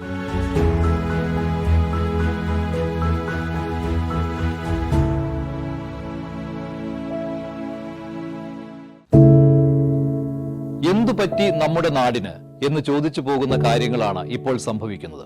എന്തൊക്കെയാണ് നമ്മുടെ യുവതലമുറ തെരുവുകളിൽ കാട്ടിക്കൂട്ടുന്നത്? കൊല്ലാൻ പോലും മടികാട്ടാത്ത ഇവർ സ്വബോധത്താൽ ഇങ്ങനെയൊന്നും ചെയ്യില്ല. നാടിന്റെ അഭിമാനമായി വളരേണ്ട യുവത്വത്തെ ഇങ്ങനെ പോകാൻ അനുവദിച്ചുകൂടാ. നമ്മൾ ഓരോരുത്തരും മാതാപിതാക്കൾ കൂടിയാണ്. നേർവഴിക്ക് നടത്താൻ, തെറ്റുകൾ പറഞ്ഞു മനസ്സിലാക്കാൻ നമുക്ക് കഴിയണം. ഇപ്പോഴത്തെ അക്രമ സംഭവങ്ങളിൽ 99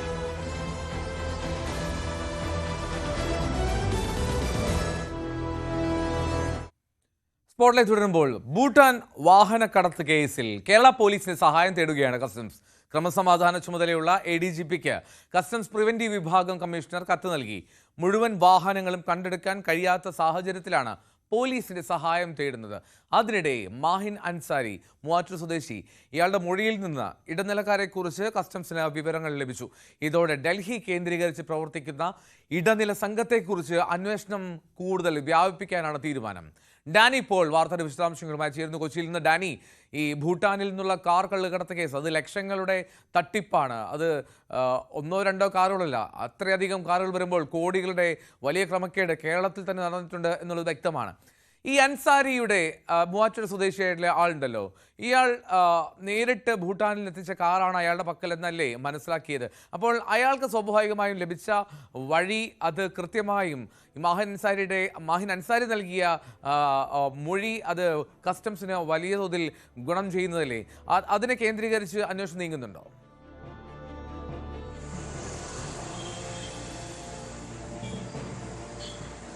ഈ മാഹിൻ അൻസാരിയെ ചോദ്യം ചെയ്തതിൽ നിന്നും അയാളുടെ മൊഴി അനുസരിച്ചുമാണ് ഇപ്പോൾ പ്രധാനമായും കേസ് മുന്നോട്ട് നീങ്ങുന്നത്. കഴിഞ്ഞ ദിവസങ്ങളിലാണ് ഇയാളെ മണിക്കൂറുകളോളം ചോദ്യം ചെയ്തത്. പ്രത്യേകിച്ച് ഇയാൾക്ക് ഇടനിലക്കാരെ സംബന്ധിച്ച് വ്യക്തമായ ഒരു ധാരണ ഇയാൾക്കുണ്ട് എന്ന് തന്നെയായിരുന്നു കസ്റ്റംസിൻ്റെ നിഗമനം. അത് ഏതാണ്ട് ശരിയായി എന്ന് തന്നെയാണ് ഇപ്പോഴുള്ള കസ്റ്റംസിൻ്റെ നീക്കത്തിൽ നിന്ന് അറിയാൻ സാധിക്കുന്നത്. പ്രധാനപ്പെട്ട ഇടനിലക്കാരെന്ന് പറയുന്നത് അത് ഡൽഹി കേന്ദ്രീകരിച്ചാണ് പ്രവർത്തിക്കുന്നത് എന്നാണ് ഇയാൾ പറഞ്ഞിരിക്കുന്നത്. ഇയാളിൽ നിന്ന് ലഭിച്ച മൊഴിയുടെ അടിസ്ഥാനത്തിൽ അങ്ങനെ ചിലരെ സംബന്ധിച്ച് കസ്റ്റംസിൻ്റെ മറ്റ് യൂണിറ്റുകൾ അന്വേഷണം തുടങ്ങിയിട്ടുണ്ട്. ഇതിൽ പലർക്കും തന്നെ ഓരോ ഉത്തരവാദിത്തങ്ങൾ എന്ന രീതിയിലേക്കാണ് ഈ ഇടനിലക്കാർ പ്രവർത്തിക്കുന്നത്. ഒരു സംഘം അവിടെ നിന്ന് വാഹനങ്ങൾ കടത്തിക്കൊണ്ടുവരാൻ നേരിട്ട് പ്രവർത്തിക്കുമ്പോൾ മറ്റൊന്ന് ഇതിൻ്റെ ഒരു RC ബുക്ക് അടക്കമുള്ള കാര്യങ്ങളിൽ ഇടപെടുന്നതിന് വേണ്ടിയാണ് അവരുടെ ഒരു ശൃംഖല വികസിപ്പിച്ചിരിക്കുന്നത്. അപ്പോൾ ഇവരെല്ലാം തന്നെ ഒരേ കണ്ണികളുടെ ഭാഗമാക്കുന്നു, വലിയ രീതിയിലേക്ക് കച്ചവടം നടത്തുന്നു. വലിയ ഈ ആഡംബര വാഹനങ്ങൾ എന്ന് പറയുമ്പോൾ വിൻറ്റേജ് മോഡലുള്ള വാഹനങ്ങൾ അടക്കമുള്ള കാര്യങ്ങൾ ഇവിടേക്ക് കൊണ്ടുവരികയും ചെയ്യുന്നുണ്ട്. ഇത് കാലങ്ങളായി പല രീതിയിൽ തന്നെ നടന്നു വരികയും ചെയ്യുന്നു. ഒപ്പം തന്നെ കേരളത്തിലും വലിയ രീതിയിൽ ഈ വിപണി അടുത്തിടെയാണ് അവർ മെച്ചപ്പെടുത്തിയെടുത്തത്. കേരളത്തിൽ മാത്രമായിട്ട് ഏതാണ്ട് 200ഓളം വാഹനങ്ങൾ വിറ്റതായിട്ടാണ് കണക്കാക്കുന്നത്. എന്നാൽ അതിൽ 38ഓളം വാഹനങ്ങളുടെ വിവരങ്ങൾ മാത്രമാണ് കസ്റ്റംസിന് ശേഖരിക്കാൻ കഴിഞ്ഞിട്ടുള്ളതും. മറ്റുള്ളവയ്ക്ക് വേണ്ടി അന്വേഷണം തുടരുകയാണ്.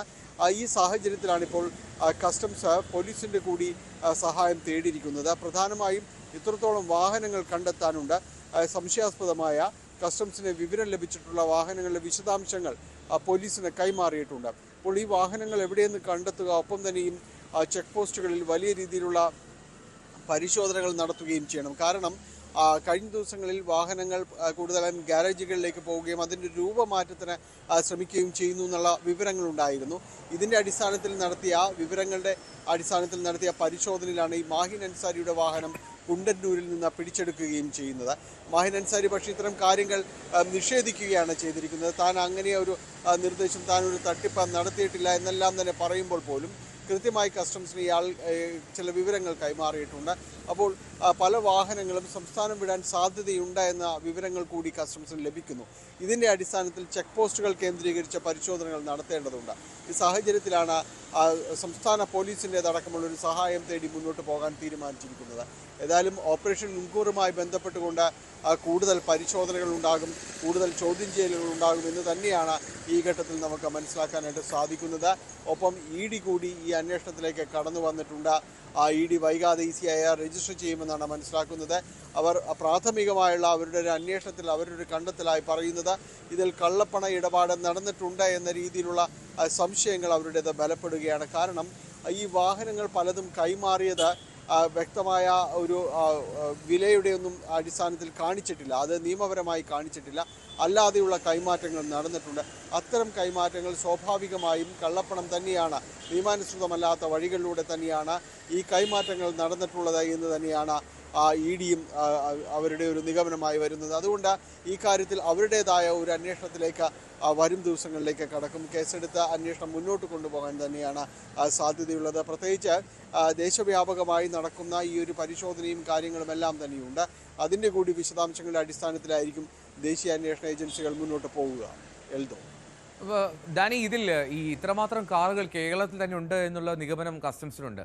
ഇനി ഈ കാറുകൾ അത്രമാത്രം വളരെ എളുപ്പത്തിൽ കടത്തിക്കൊണ്ടുപോവുക, ഇപ്പോൾ ചെക്ക് പോസ്റ്റ് വഴിയൊക്കെ കൊണ്ടുപോകുക എന്ന് പറഞ്ഞാൽ ഈ മോഡൽ കാറുകൾ വളരെ ഈസിലി നോട്ടീസ് ചെയ്യപ്പെടുന്ന കാറുകളാണ്.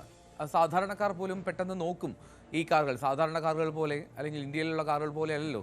അപ്പോൾ അതുകൊണ്ട് തന്നെ അത് കടത്തിക്കൊണ്ടു പോവുക അല്ലെങ്കിൽ ഒളിപ്പിക്കുക എന്നൊക്കെ പറയുന്നത് അത്രമാത്രം എളുപ്പമുള്ള കാര്യമാണോ ഈ വാഹനം സ്വന്തമാക്കിയ ഉടമകൾക്ക്? ഇനി മറ്റൊരു പ്രധാനപ്പെട്ട കാര്യം, ഈ വാഹനം സ്വന്തമാക്കിയ ഉടമകളുടെ ഒരു സ്ഥിതി കൂടെ ഇതിൽ പരിശോധിക്കേണ്ടതില്ലേ? കാരണം അവർ ഇതിൽ എല്ലാ പേപ്പറുകളും ഉണ്ട് എന്നുള്ള തരത്തിലായിരിക്കും ഒരു പക്ഷേ ഈ സെക്കൻഡ് ഓണർ വാഹനങ്ങൾ വിൽക്കുന്ന പല ഏജൻസികളിൽ നിന്നും അല്ലെങ്കിൽ ഷോറൂമുകളിൽ നിന്നും ഇത് വാങ്ങുന്നത്. അപ്പോൾ അവർ നേരിടുന്ന ഒരു പ്രതിസന്ധി കൂടിയില്ലേ ഈ കേസിൻ്റെ മറ്റൊരു വശം നോക്കിയാൽ?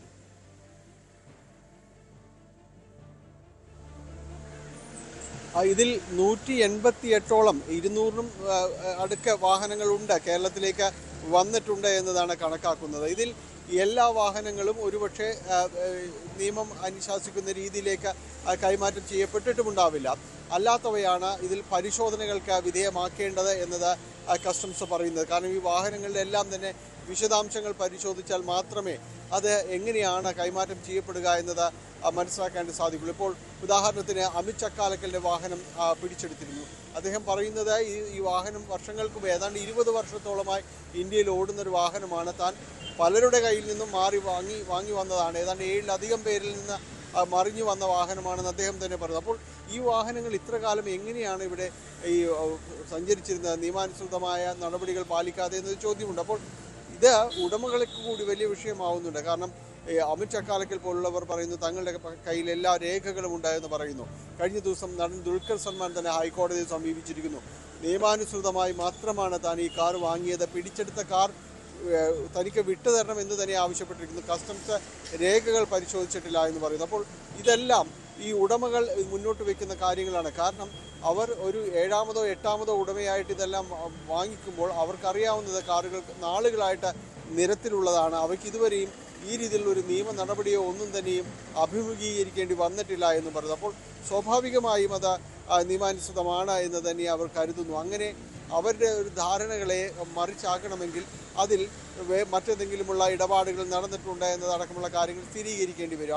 അവിടെയാണ് EDയുടെ ഒരു റോൾ പ്രധാനമായിട്ട് വരുന്നത്. ഈ കാറുകൾ നിയമാനുസൃതമല്ല കൈമാറിയതെന്ന് പിന്നെ തെളിയിക്കേണ്ട ഒരിടമെന്ന് പറയുന്നത് കള്ളപ്പണം, ഇതിൻ്റെ കൈമാറ്റത്തിൽ എങ്ങനെ പണം കൈമാറി, എങ്ങനെ ഇത് സ്വന്തമാക്കി എന്നതടക്കമുള്ള കാര്യങ്ങളിലാണ്. അവിടെയും EDയുടെ ഒരു പരിശോധനയുടെ ഒരു കണ്ണ് ആ ഭാഗത്ത് വരുമ്പോഴാണ് ഇതിൽ കള്ളപ്പണ ഇടപാട് അടക്കം സംശയിക്കുന്നതായിട്ട് പറയുന്നത്. ഏതായാലും ഈ ഒരു സാഹചര്യത്തിൽ ഈ വാഹന ഉടമകൾക്ക് പലർക്കും തന്നെ പല ബുദ്ധിമുട്ടുകളും നേരിട്ടിട്ടുണ്ട്, അതിലൊരു സംശയവുമില്ല. കാരണം തങ്ങൾ വാങ്ങിയ വാഹനം ഇപ്പോൾ നിയമാനുസൃതമാണ് എങ്കിൽ അവരുടെ കൈവശമുള്ള പേപ്പറുകൾ അത് വ്യാജമാണോ അല്ലയോ എന്ന് അവർക്ക് പോലും നിശ്ചയിക്കാൻ പറ്റാത്ത ഒരവസ്ഥയിലേക്കാണ് പോകുന്നത്. കാരണം കോൺസുലേറ്റിൻ്റേതടക്കമുള്ള ആ സീലുകൾ ഉണ്ടാക്കിയത് നിയമാനുസൃതമാക്കാൻ ചിലർ ശ്രമിച്ചു. അത്തരം റാക്കറ്റുകൾ കൂടി ഉണ്ട് എന്ന വിവരം കൂടിയാണ് കസ്റ്റംസ് സ്ഥിരീകരിക്കുന്നത്. അപ്പോൾ അത്തരം കാര്യങ്ങളിലെല്ലാം വലിയ രീതിയിലുള്ള അന്വേഷണവും എല്ലാം തന്നെ വേണ്ടതാണ്. മറ്റൊന്ന്, ഈ വാഹനങ്ങൾ രൂപമാറ്റം വരുത്താനുള്ള ചില ശ്രമങ്ങളെല്ലാം തന്നെ പലയിടങ്ങളിലും നടക്കുന്നത് പുറത്തേക്ക് ഇത് കൊണ്ടുപോകാൻ വേണ്ടിയാണ് എന്നതെല്ലാം തന്നെ പറയുന്നു. അതിൽ എങ്ങനെയാണ് ഇതിൽ ഇനിയുള്ള പരിശോധനകൾ എന്നതായിരിക്കും ഓപ്പറേഷൻ ഇൻകൂറിൻ്റെ ഇനിയുള്ള നാളുകളുടെ ഒരു നടപടി എന്ന് പറയുന്നതും അതുതന്നെയാവും. ഡാനി, നമ്മൾ ഈ കേസ് വന്നപ്പോൾ തന്നെ ആദ്യം തന്നെ കസ്റ്റംസിന്റെ ഈ പരിശോധന വന്നപ്പോൾ തന്നെ ആദ്യം ഇത് ഏറ്റവും കൂടുതൽ ശ്രദ്ധേയമായത് ദുൽഖർ സൽമാൻ, പൃഥ്വിരാജ് അല്ലെങ്കിൽ അമിത് ചക്കാലക്കൽ പോലുള്ള സിനിമാ താരങ്ങളുടെ ഒരു സാന്നിധ്യം കൂടിയായിരുന്നു. അമിത് ചക്കാലക്കൽ ഏതാണ്ട് 8 വാഹനങ്ങളൊക്കെയായിരുന്നു അന്ന് വന്ന റിപ്പോർട്ടുകൾ. പക്ഷേ പിന്നീട് അദ്ദേഹം അത് പലതും ഗാരേജിൽ വന്ന വാഹനങ്ങളാണ് തിരുത്തുകയും ചെയ്തു. ഇവരെയൊക്കെ കേന്ദ്രീകരിച്ചുള്ള അന്വേഷണം എന്തായി? ഇവരുടെ വാഹനങ്ങളൊക്കെ എല്ലാം ക്ലിയർ ആണ് എന്നുള്ള മട്ടിലേക്ക് കാര്യങ്ങൾ എത്തുന്നുണ്ടോ, അതോ ഇപ്പോഴും അവരുടെ വാഹനങ്ങളിൽ പരിശോധന തുടരുകയാണോ?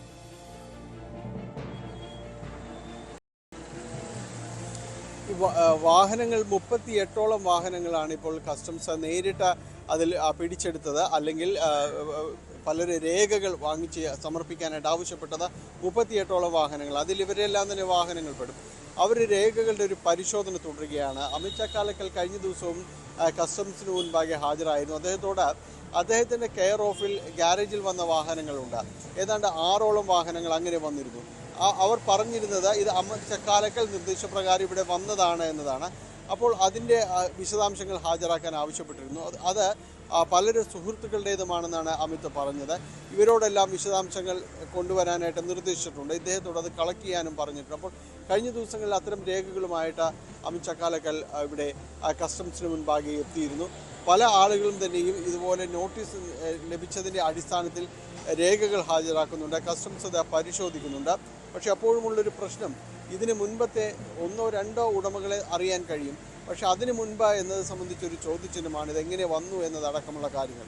ഇവരിത് ഭൂട്ടാൻ അവിടെ നിന്ന് കടത്തിക്കൊണ്ടുവന്ന വാഹനമാണ് ഇതെന്ന് പറയുമ്പോൾ ഈ ഉടമയുടെ അയാളുടെ ഒരു ആവശ്യം അപ്പോൾ പൂർണ്ണമായും നിരാകരിക്കാൻ കഴിയില്ല. കാരണം തനിക്കത് അറിയില്ലായിരുന്നു. തൻ്റെ കൈവശമുള്ള രേഖകൾ കൂടി പരിശോധിക്കണം. അതിന് മുൻപുള്ള കാര്യങ്ങൾ എന്തെന്ന് തനിക്കറിയില്ല എന്ന് പറഞ്ഞാൽ ഒറ്റയടിക്ക് അത് അങ്ങനെയല്ല എന്ന് പറയാനായിട്ട് സാധിക്കുകയില്ല. അത്തരം കാര്യങ്ങൾ പരിശോധിച്ച് മാത്രമേ പറയാൻ കഴിയൂ. ആ രീതിയിലുള്ളൊരു പരിശോധനകൾ തന്നെയാണ് ഇപ്പോൾ കസ്റ്റംസ് നടത്തുന്നത്. ഉടമകളെ തന്നെ ഇത് ബോധ്യപ്പെടുത്താനുള്ള ശ്രമമുണ്ട്. ഇന്നലെ വന്ന മാഹിൻ അൻസാരിയുടെ അടക്കം പറഞ്ഞത് അദ്ദേഹത്തിൻ്റെതായ ഈ ഫസ്റ്റ് ഓണർ വാഹനം എന്ന് പറയുന്നത് അദ്ദേഹത്തിന് മാത്രമാണ്. അത് എങ്ങനെ വന്നു, ഏത് രീതിയിൽ വന്നു എന്നത് സംബന്ധിച്ച് കൃത്യമായൊരു ഉത്തരത്തിലേക്ക് ചെല്ലാൻ ഇതുവരെയും കഴിഞ്ഞിട്ടില്ല എന്ന് തന്നെയാണ് മനസ്സിലാക്കുന്നത്. അതുകൊണ്ട് തന്നെയാണ് വീണ്ടും ഹാജരാകാൻ ആവശ്യപ്പെട്ടിട്ടുള്ളത്. ഈ കേസിൽ ഇടനിലക്കാർക്ക് വ്യക്തമായ രീതിയിലുള്ളൊരു പങ്കുണ്ട്. അവർ വഴി തന്നെയാണ് ഈ കച്ചവടവും അതോടൊപ്പം തന്നെ ഈ വാഹനം കടത്തലും എല്ലാം തന്നെ ഇവിടെ നടന്നിട്ടുള്ളത് എന്ന് തന്നെയാണ് കസ്റ്റംസ് പറയുന്നത്. ഇതിൽ കൃത്യമായ രീതിയിലുള്ള റാക്കറ്റ് ഉത്തരേന്ത്യ കേന്ദ്രീകരിച്ച് പ്രവർത്തിക്കുന്നുണ്ട്. അത് കോയമ്പത്തൂർ മേഖലയിലും ഈ ഒരു സംഘമുണ്ട്. പ്രത്യേകിച്ച് വിൻറ്റേജ് കാറുകളോട് ആക്രമിച്ചുള്ള അങ്ങനെയുള്ള താല്പര്യമുള്ളവരെ കണ്ടെത്തി അവരവരുടെ ഗ്യാരേജിലേക്ക് ഇത്തരം വാഹനങ്ങൾ എത്തിക്കുന്നതിലെല്ലാം തന്നെ ഇവർ ഇടനിലക്കാരായി വർത്തിക്കുന്നുണ്ട് എന്ന് തന്നെയാണ് പറയുന്നത്. അത് ബിസിനസ് ഫീൽഡിലാണെങ്കിലും സിനിമാ മേഖലയിലാണെങ്കിലും അങ്ങനെ ഈ സമ്പത്തുള്ള അവരുടെ ഒരു സർക്കിളുകളിലെല്ലാം തന്നെ ഇത്തരം ഇടനിലക്കാരുണ്ട്. അവർക്ക് കൃത്യമായി കാര്യങ്ങളെല്ലാം തന്നെ കൈമാറുന്നുണ്ട് എന്ന് തന്നെ പറയുന്നു.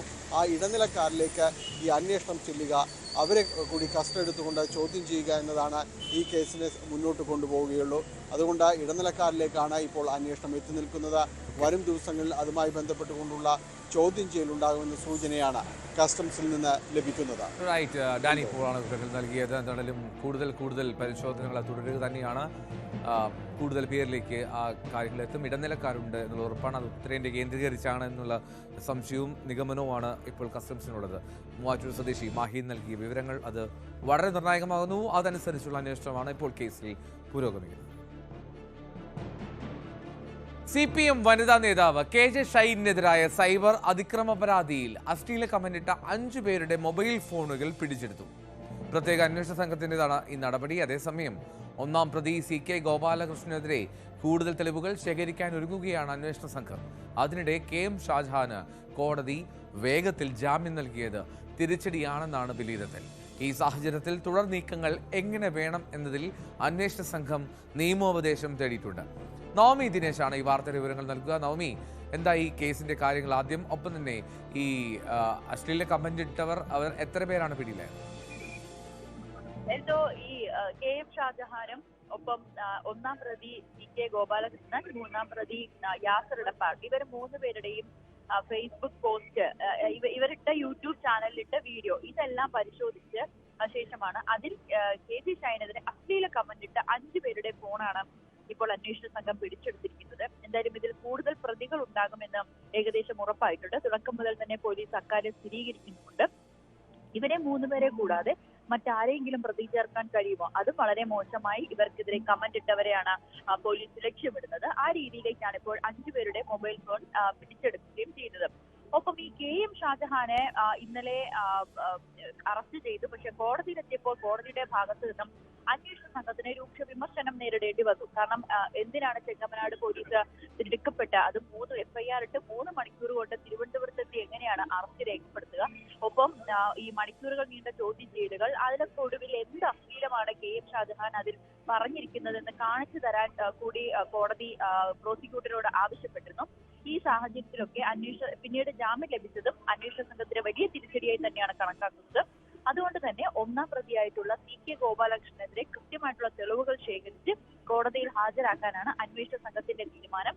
ഇപ്പൊ മുൻകൂർ ജാമ്യം തേടി കോടതിയെ സമീപിച്ചിരിക്കുകയാണ് ഗോപാലകൃഷ്ണൻ. അതിനെ എതിർത്തുകൊണ്ട് തന്നെ കൂടുതൽ തെളിവുകൾ നിരത്തുവാനും അന്വേഷണ സംഘം ആ രീതിയിലേക്കും അന്വേഷണം മുന്നോട്ട് പോവുകയും ചെയ്യുന്നുണ്ട്. ഒപ്പം ഇതിൽ ഇനി അറസ്റ്റ് ചെയ്യുന്ന പ്രതികൾക്ക് അവർക്കെതിരെ കൂടുതൽ വകുപ്പുകൾ ഏതൊക്കെ ചുമത്താം എന്നതിൽ ഒരു നിയമോപദേശം അടക്കം തേടാനാണ് അന്വേഷണ സംഘത്തിന്റെ തീരുമാനം. എന്നാലും ഈ KJ ഷൈനെതിരായിട്ടുള്ള പരാതിയിൽ അന്വേഷണം ശക്തമായി തന്നെ മുന്നോട്ട് പോയിക്കൊണ്ടിരിക്കുകയാണ്. അതേസമയം KJ ഷൈൻ ഇന്ന് പ്രതികരിക്കാൻ തയ്യാറായില്ല. ഇന്നലെ വളരെ സന്തോഷത്തോടുകൂടി തന്നെയാണ് അവർ മാധ്യമങ്ങൾക്ക് മുന്നിൽ പ്രതികരിച്ചത് KM ഷാജഹാന്റെ അറസ്റ്റിന് പിന്നാലെ. പക്ഷേ ഇവർക്ക് ഇദ്ദേഹത്തിന് ജാമ്യം ലഭിച്ചതിന് ശേഷം KJ ഷൈൻ പ്രതികരിക്കുവാനും തയ്യാറായിട്ടില്ല. എന്തായാലും ഇനിയും 2 പ്രതികളെ കൂടി അന്വേഷണ സംഘത്തിന് ചോദ്യം ചെയ്യേണ്ടതുണ്ട്. അതിൽ മൂന്നാം പ്രതി യാസർ ഇടപ്പാൾ വിദേശത്താണ്. ഇയാളെ ആദ്യം ചോദ്യം ചെയ്യലിനെ വിളിപ്പിച്ചുവെങ്കിലും ഹാജരായിട്ടില്ല. വീണ്ടും നോട്ടീസ് അയച്ച് ഹാജരായില്ല എങ്കിൽ ലുക്കൌട്ട് സർക്കുലർ അടക്കം ഇറക്കാനാണ് അന്വേഷണ സംഘം തീരുമാനിച്ചിരിക്കുന്നത്. റൈറ്റ്, അപ്പോൾ നവമി, ഇതിൽ കൂടുതൽ വകുപ്പുകൾ ചുമത്തുക എന്നുള്ള സാഹചര്യത്തിലേക്കൊക്കെ പോകുമോ? കാരണം ഇപ്പോൾ നേരത്തെ നവമി സൂചിപ്പിച്ചതുപോലെ തന്നെ ഈ KM ഷാജഹാന് ലഭിച്ച ആ ജാമ്യം തന്നെ അത് വലിയ തിരിച്ചടിയാണ് എന്നുള്ള ഒരു നിഗമനമുണ്ട്. അപ്പോൾ മാത്രമല്ല, പറഞ്ഞതുപോലെ ഷൈൻ പ്രതികരിക്കുകയും ചെയ്തില്ല ഈ ജാമ്യത്തിന് ശേഷം. അപ്പോൾ ഇനി എന്താണ് ഈ കേസിൽ കൂടുതൽ ഈ പ്രതികളായിട്ട് കരുതുന്നവരെ അല്ലെങ്കിൽ അവരെ കൃത്യമായി നിയമത്തിന് മുന്നിൽ കൊണ്ടുവരാൻ വേണ്ടി എന്ത് തുടർ നീക്കങ്ങൾക്കാണ് സാധ്യത അന്വേഷണ സംഘത്തിന്റെ ഭാഗത്ത് നിന്ന്? ഇന്നലെ തന്നെ KM ഷാജഹാനെതിരെ ജാമ്യമില്ലാ വകുപ്പുകൾ പ്രകാരമായിരുന്നു അന്വേഷണ സംഘം FIR രജിസ്റ്റർ ചെയ്തത്. അത് സ്ത്രീത്വത്തെ അപമാനിക്കുക അടക്കമുള്ള വകുപ്പുണ്ട്. കലാപാഹ്വാനം ഉൾപ്പെടെയുള്ള വകുപ്പുകൾ ചുമത്തിയാണ് FIR രജിസ്റ്റർ ചെയ്തത്. പക്ഷെ ഇത് കോടതിയിൽ അത് തെളിയിക്കുന്നതിൽ പ്രോസിക്യൂഷൻ പരാജയപ്പെട്ടു. അതുകൊണ്ട് തന്നെയാണ് KM ഷാജഹാന് ജാമ്യം ലഭിക്കുകയും ചെയ്തിരുന്നത്. ആ അടുത്ത അറസ്റ്റിലേക്ക് വരുമ്പോൾ അല്ലെങ്കിൽ മറ്റു പ്രതികളിലേക്ക് എത്തുമ്പോൾ അവർക്കെതിരെ ശക്തമായിട്ടുള്ള തെളിവ് ശേഖരിക്കുക എന്നത് തന്നെയാണ് അന്വേഷണ സംഘം തീരുമാനിച്ചിരിക്കുന്നത്. അതിന്റെ ഭാഗമായാണ് ഇവരുടെ മൊബൈൽ ഫോൺ അല്ലെങ്കിൽ ഇവർ KJ ഷൈനെതിരെ അപവാദ പ്രചാരണം നടത്താൻ അല്ലെങ്കിൽ സൈബർ ആക്രമണം നടത്താൻ ഉപയോഗിച്ച ഫോൺ അത് അവരുടെ സ്വന്തം ഫോണിൽ നിന്ന് തന്നെയാണോ വീഡിയോ ചിത്രീകരിച്ച് പോസ്റ്റ് ചെയ്തത്, അവർ സ്വന്തമായിട്ട് തന്നെയാണോ ഇത് ചെയ്തത്, അല്ലെങ്കിൽ മറ്റാരെങ്കിലും ഇതിന് പിന്നിലുണ്ടോ, ഇതെല്ലാം കൃത്യമായി അന്വേഷിക്കേണ്ടതുണ്ട്. അതിന്റെ ഭാഗമായാണ് മെറ്റയോട് ചില ആവശ്യങ്ങൾ ഇതിന്റെ കൂടുതൽ ആധികാരികത നൽകുവാനായി ഇമെയിൽ അയച്ചത്. പക്ഷെ അതിന് മറുപടി ലഭിച്ചിട്ടില്ല. 2 തവണ ഒരു നിർദ്ദേശം നൽകിയെങ്കിലും മെറ്റയുടെ ഭാഗത്ത് നിന്ന് മറുപടി ലഭിക്കാത്തതും ഈ കൂടുതൽ അറസ്റ്റുകളിലേക്ക് നീളുന്നുണ്ട്. ഒരു കാലതാമസം വരുന്നുണ്ട്. എന്തായാലും വീണ്ടും മെറ്റയോട് ഇക്കാര്യം ആവശ്യപ്പെട്ടുകൊണ്ട് ഒരു നോട്ടീസ് കൂടി അയക്കാനാണ് അന്വേഷണ സംഘം തീരുമാനിച്ചിരിക്കുകയും ചെയ്യുന്നത്. എന്തായാലും ഇനിയെങ്കിലും അറസ്റ്റ് ചെയ്യുന്ന ആളുകൾക്ക് ജാമ്യം ലഭിക്കാതിരിക്കാനുള്ള വകുപ്പുകളും കൂടുതൽ തെളിവുകളും ശേഖരിക്കുകയാണ് മുനമ്പം ഡിവൈഎസ്പിയുടെ നേതൃത്വത്തിലുള്ള പ്രത്യേക അന്വേഷണം. റൈറ്റ്, നവമി ദിനേശാണ് വിവരങ്ങൾ നൽകിയത്. എന്നാലും കൂടുതൽ കരുതലോടുകൂടി നീങ്ങുകയാണ് അന്വേഷണ സംഘം. സ്പോട്ട് ലൈവിന്റെ സമയം പൂർത്തിയാവുകയാണ്.